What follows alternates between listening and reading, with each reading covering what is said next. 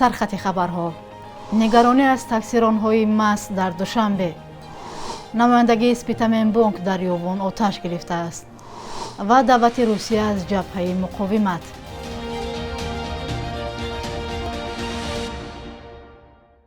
سلام بیننده‌های عزیز، خوش آمدید به برنامه نوید.Боми. گنرال شریف نظرزاده سردار ریاستی وزارت کارهای داخلی شهر دوشنبه در یک جلسه اخیر از فعالیت تاکسیران‌های مست اظهار نگرانی کرده است. به گفته او برخی از صدمه‌های نقلیاتی به دلیل مست بودن و استفاده واسطه‌های نشعه‌دار سر زدند. تبر مرکزی مطبوعاتی ریاستی وزارت در شهر دوشنبه خبر می‌دهد در 9 ماه سال روان از سوی راننده‌های نقلیات مسافرکش یا تاکسی 6 دلیل در حالت مستی و 18 دلیل زیر تاثیر واسطه‌های نشعه‌دار اداره نمودن نقلیات ثبت نام شده است. گفته می شود این نگرانی‌ها هنگام ملاقات مشترک راهبریت شهرداری دوشنبه و ریاست وزارت کارهای داخلی در پایتخت با راهبران و مسئولین شرکت‌های مسافرکشانی جمعیتی، دولتی و خصوصی، مسئولین بخش و خدمات نظارتی راه و نقلیات دوشنبه صدا داده است.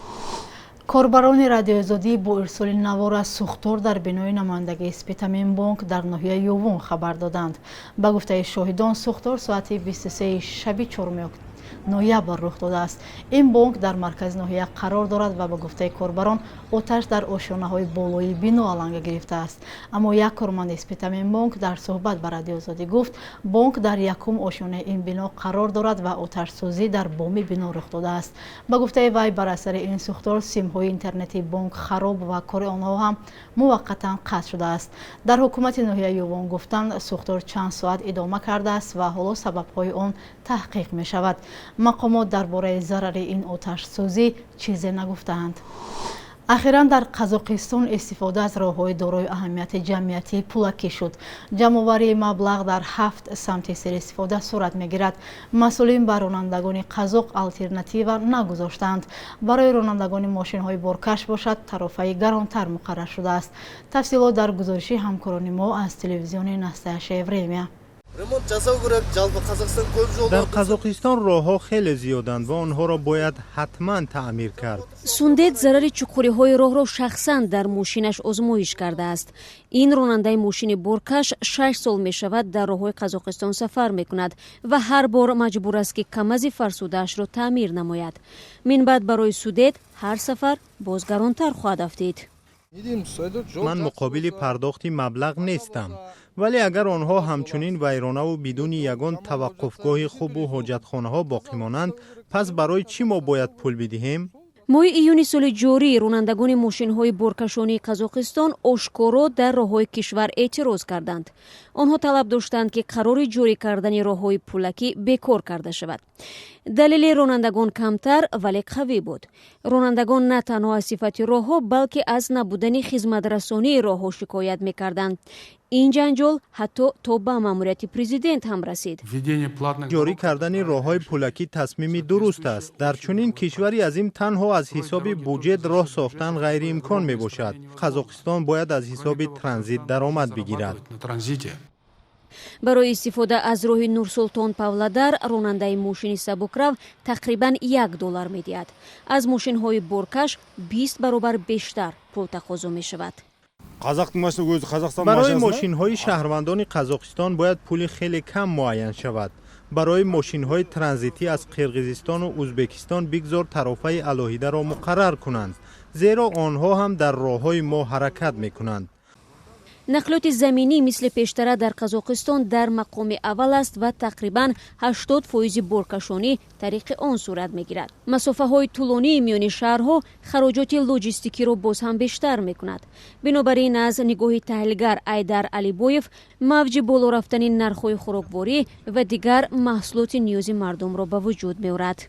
پرمیر مینیستر مامین проводит نخست وزیر مامین جلسه حکومتی را تشکیل می کند که در آن مسئله اساسی چگونه پایین بردن نرخ مواد غذایی می باشد. در عین زمان همین حکومت جاری نمودن راه‌های پولکی را پیشنهاد می نماید که به شبهه برای گران شدن همین نرخ‌ها سبب خواهد گشت. اقدام نو به شرکت ملی کازافتوژول که به خدمت رسانی راه‌های پولکی مشغول است چقدر مبلغ می‌آورد ҳанӯз маълум нест, вале зоҳиран ширкати мазкур бояд барои гирифтани даромад каме мунтазир бошад. бо таваҷҷӯҳ ба он ки феълан дар баъзе самтҳо терминалҳои қабули пардохт насб нашуданд, роҳандозии навоварӣ то 2 ҳафтаи дигар ба таъхир гузошта шуд. русия аз ҷабҳаи муқовимати панҷшер хост миёни мардуми афғонистон низоангезӣ накунад. мария захарова, намояндаи расмии вазорати корҳои хориҷии русия, зимни брифинги рӯзи 3 ноябр таъкид кардааст ки ҷонибҳои даргир бояд роҳҳои ҳамдигарфаҳмӣ ва мусолиҳаи миллиро низ ҷустуҷӯ кунанд то сулҳу субот ва амнияти пойдор дар афғонистон ва минтақаи атроф барқарор шавад. ҳамзамон ӯ аз талошҳои ҳукумати муваққати афғонистон барои таъмини амният ҷиҳати истиқрори зиндагии оддии осоишта ёдовар шудааст. аҳолии тоҷикистон охири ҳафтаи равон ва аввали ҳафтаи оянда 6 то 8 ноябр 3 рӯз истироҳат мекунанд. 3 рӯзи пайи ҳам омадани рӯзи истироҳат ба таҷлили рӯзи конститутсияи тоҷикистон вобаста аст ки тибқи қонунгузорӣ агар рӯзҳои ид ба рӯзи истироҳат расоянд, рӯзи кории баъди истироҳати рӯзи истироҳатӣ эълон мешавад.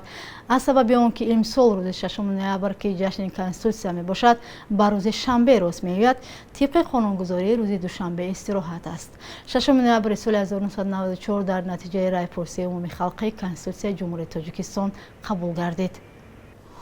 ширкати Innovative Road Solutions ки нигоҳубини ягона роҳи пулакиро дар кишвар ба ӯҳда дорад, бо нашри чанд акс ва паёме дар фейсбук хабар додааст ки роҳ сари вақт аз барф тоза шудааст ва ҳоло боз аст.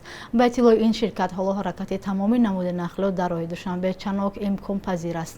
ҳар сол дар фасли зимистон равод дар роҳи Душанбе Чанок ягона масир аз пойтахт ба шимоли кишвар мушкил мешавад. ин роҳ аз соли 2009 дар ихтиёри ширкат аст ва ширкат барои нигоҳдории роҳ аз ронандагон пул мегирад. як марди 33 солаи аз шаҳри Ваҳдат комбинати орди Душанберо фиреб дода 776,050 сомониашро гирифтааст. вазорати корҳои дохилии Тоҷикистон аз боздошти ин мард хабар дода навишт ки ӯ дар қалоби гумонбар дониста мешавад. гуфта мешавад роҳбарияти комбинати орди Душанбе ба шӯъбаи вазорати корҳои дохилӣ дар шаҳри Ваҳдат мактуб равон кардааст ки марди 33 солаи сокини ин шаҳр бо роҳи фиреб ба боварии роҳбарияти комбинати орди Душанбе даромада корхонаро фиреб додааст. номбурда аз комбинати орди Душанбе барои фурӯш ба маблағи 776,050 сомонӣ орд гирифта, маблағашонро то ҳол барнагардондааст. дар ҳоли ҳозир аз ҷониби кормандори милисияи Тоҷикистон тафтишоти ҳодиса идома дорад. 5 ноябри соли 1929 фурудгоҳи Душанбе ифтитоҳ шуд. ҳамчунин соли 1964 дар шаҳри Душанбе муҷассамаи асосгузории адабиёти классикии тоҷику форс абу Абдуллоҳ Рӯдакӣ гузошта шуд. бахши як рӯзи таърихро дар таҳияи ҳамкорамон Хиромон Бахозода ҳамроҳ мебинем.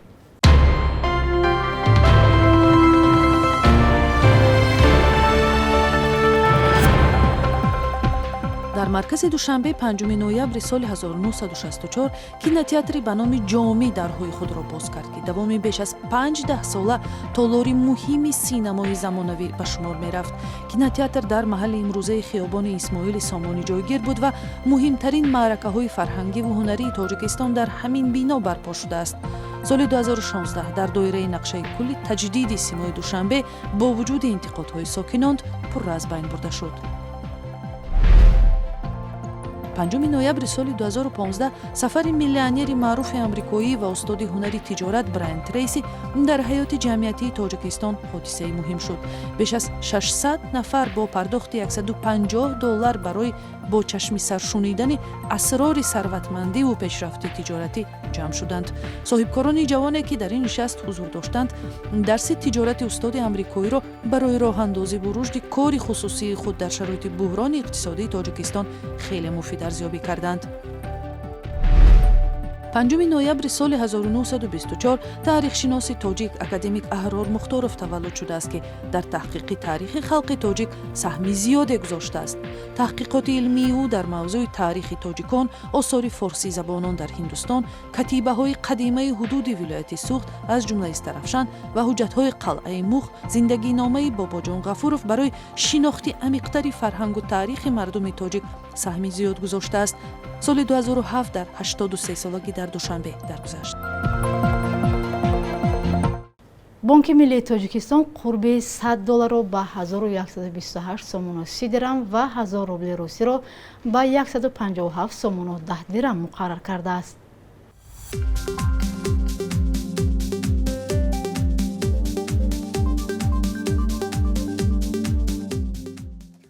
بینندگان عزیز، رسیدیم به انجام برنامه نوید بامدادی. به شما استراحت خوب آرزو مندیم. خدا نگهبانتان.